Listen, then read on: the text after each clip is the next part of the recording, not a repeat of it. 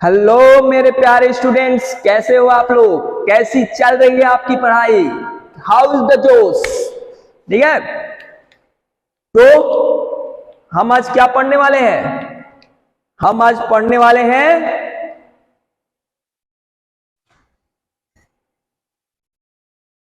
Angular acceleration. यदि electric field में एक यूनिफॉर्म इलेक्ट्रिक फील्ड है और उसमें डाइपोल को डिस्प्लेस किया जाए किसी एंगल पे, तो उसमें टॉर्क आएगा, और जहां टॉर्क आएगा वहां एंगुलर एक्सीलरेशन तो आएगा ही, क्योंकि जहां फोर्स आता है एक्सीलरेशन आता है। जहां फोर्स आता है वहां एक्सीलरेशन आता है कि नहीं? हाँ सर, आता है। तो जहां टॉर्क आएगा वहां तो एंगुलर एक्सीलरेशन तो आएगा ही। तो आज उसी के बारे में पढ़ेंगे कि जब डाइपोल को इलेक्ट्रिक फील्ड में डिस्प्लेस करते हैं तो एंगुलर एक्सीलरेशन क्या होता है। तो देखिए, मजा आएगा आज खूब, क्योंकि हम लेकर आए हैं हाई एनर्जी के साथ ये वीडियो, ठीक है, आपके लिए, इसलिए कि आप अच्छे से पढ़ाई के साथ मस्ती और मजा ले सके। ठीक है, मजा उस चीज में आता है जो आपको सच में इंटरेस्टिंग लगे, जो सच में आपको मन लगे। ठीक है, तो इसमें आपको इंटरेस्ट जगाना है। जिस दिन आप में इंटरेस्ट जग जाएगा इसके प्रति, फिजिक्स के प्रति, तो मजा खुद पर खुद आने लगेगा। आपको सारे रील्स, सारे मतलब मूवी, हर चीज से दूरी बन जाएगा, क्योंकि आपको इसमें मजा आने लगा। हम मूवी और रील्स क्यों देखते हैं? क्योंकि उसको देखने से हमें मजा आता है। ठीक है, तो अपने मजा को शिफ्ट करना है किधर? पढ़ाई की तरफ। यदि आप उस मजा को शिफ्ट कर दे इधर, तो उधर मजा आएगा नहीं। मजा किधर आने लगा? ये तो आप देखने लगेगा ये चीज, पढ़ने लगिएगा ये चीज। समझ में आया? तो आपको मजा को शिफ्ट करना है, अपने मजा को क्या करना है? शिफ्ट करना है। ठीक है, तो हम देखते हैं, ये मान लीजिए डाइपोल है। ये क्या है? डाइपोल है। Minus Q charge plus Q charge. इस पे फोर्स क्या लग रहा है? क्यूई। इस पे फोर्स क्या लग रहा है? क्यूई। ठीक है, ये हो गया एल लेंथ, ये हो गया एल लेंथ। ठीक है, अब देखिए, ये जो है, ये हम क्या कर रहे हैं? इसके पैरेलल लाइन बना रहे हैं, मतलब ये थीटा डिग्री होगा। समझ रहे हैं? इलेक्ट्रिक फील्ड से, ये जो इलेक्ट्रिक फील्ड से डाइपोल कितना एंगल बना रहा है? थीटा। तो ये भी क्या होगा? थीटा होगा ना। क्लियर है सब चीज? टॉर्क क्या होता था? Torque p E sine theta. P E sine theta torque होता था कि नहीं? हमको कहां तक जाना है? हमको निकालना है एक्सीलरेशन। ठीक है, तो आप एंगुलर, जब सर्कुलर मोशन पढ़ रहे होंगे, ठीक है, 11th क्लास में सर्कुलर मोशन जब आपने पढ़ा होगा, तो आपको पता होगा कि जब कोई बॉडी सर्कुलेट करता है, ऐसे गोल गोल गोल गोल गुल्ला गुल्ला गुल्ला गोल घूमता है, तो जो रोटेशन आता है, जो टॉर्क आता है, वो क्या होता है? आई इंटू अल्फा। वो क्या होता है? आई इंटू अल्फा। आई क्या होता है? आई होता है moment of inertia.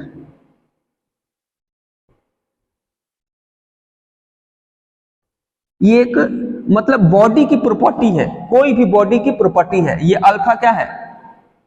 Angular acceleration. आपको देखिए, थोड़ा सा फील दिला रहे हैं, फील। ये देख के फील नहीं आ रहा होगा, लेकिन मैं आपको फील यहां पे दिलाऊंगा। आपको याद है कि फोर्स बराबर क्या फॉर्मूला होता है? ma। याद है कि नहीं? एकदम बेसिक फॉर्मूला। ये कहां से आता है? न्यूटन सेकेंड लॉ बच्चा। न्यूटन सेकेंड लॉ से ये फॉर्मूला था, F इक्वल टू ma। समझ में आया?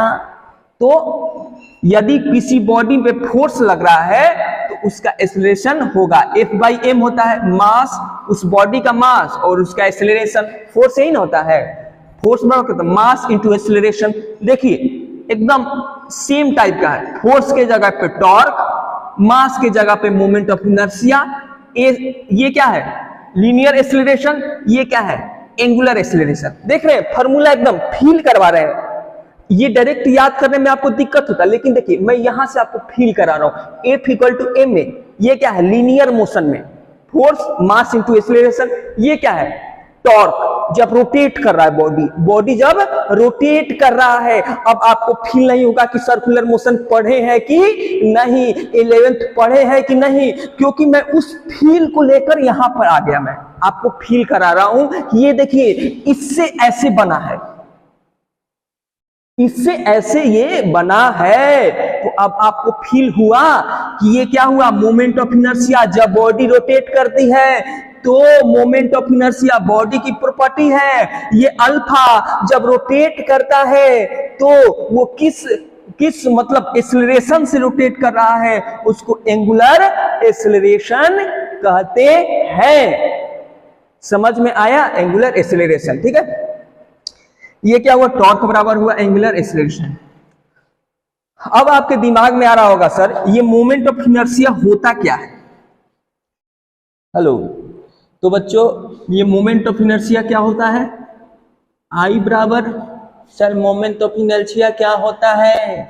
तो मोमेंट ऑफ इनर्शिया जो होता है वो फॉर्मूला आपने 11th में पढ़ा होगा, m1r1 स्क्वायर m2r2 स्क्वायर, ये पढ़ा है m3 r3 स्क्वायर। जितना भी मास है, मतलब एक जैसे कोई बॉडी रोटेट कर रहा है टिंग टिंग टिंग टिंग टिंग टिंग, तो किसी एक्सिस के अक्रॉस रोटेट कर रहा होगा।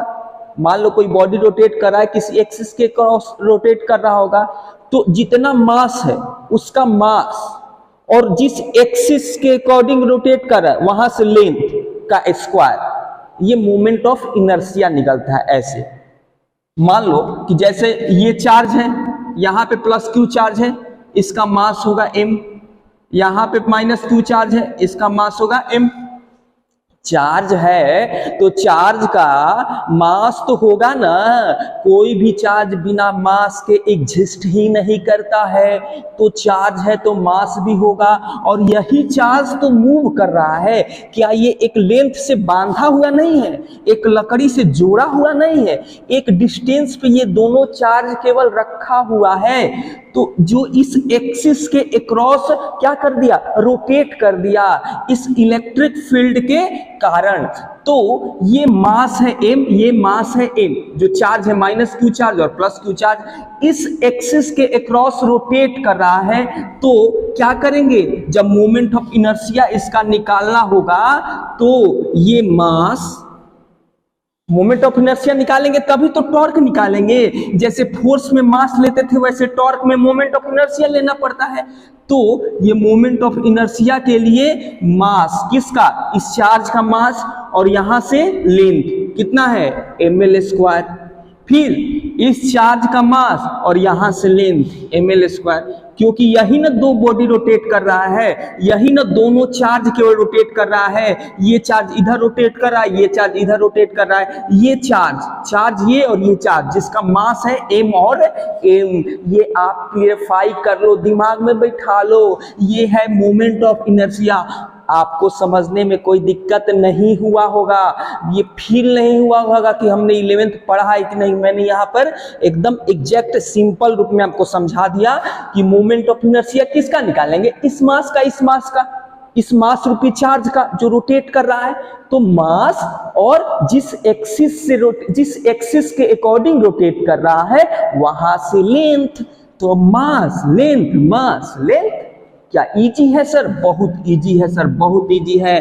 तो ये क्या हो जाएगा moment of inertia 2ml square. तो ये मोमेंट ऑफ इनर्शिया निकल गया। तो अब टॉर्क बराबर क्या होगा 2ml square into alpha acceleration. और क्या सर, और कुछ बोलिए सर, और कुछ। तो हाँ बोलेंगे जरूर कि एक टॉर्क हम लोग ने ये भी निकाला था। कौन सा सर, ये इक्वेशन 1 मान लो। एक टॉर्क ये भी निकाला था PE साइन थीटा, जब इलेक्ट्रिक फील्ड में एक डाइपोल को रखते हैं तो उसके कारण जो टॉर्क होता है, ये डाइपोल और इलेक्ट्रिक फील्ड का cross product p E sine theta. तो इन दोनों केस में ये भी टॉर्क का ही फार्मूला, ये भी टॉर्क का ही फार्मूला, ये भी इसी का टॉर्क है और ये भी इसी का डाइपोल का टॉर्क है, दोनों एक ही का टॉर्क है। तो डिफरेंट डिफरेंट हो सकता है क्या? नहीं सर, सेम होगा। एक ही ना डाइपोल का टॉर्क है, ये या ये, तो दोनों सेम होगा। तो दोनों सेम होगा तो दोनों को इक्वल कर सकते हैं ना? तो हाँ सर, दोनों को आप इक्वल कर सकते हो। तो दोनों को क्या करेंगे? इक्वल करेंगे। कहा गया? तो देखिए, दोनों को हम क्या करते हैं? इक्वल करने की कोशिश करते हैं। कोशिश नहीं सर, इक्वल करके दिखाइए। तो देखिए, हम यहां पे इक्वल करेंगे, इसको मिटा रहे हैं। देखिए,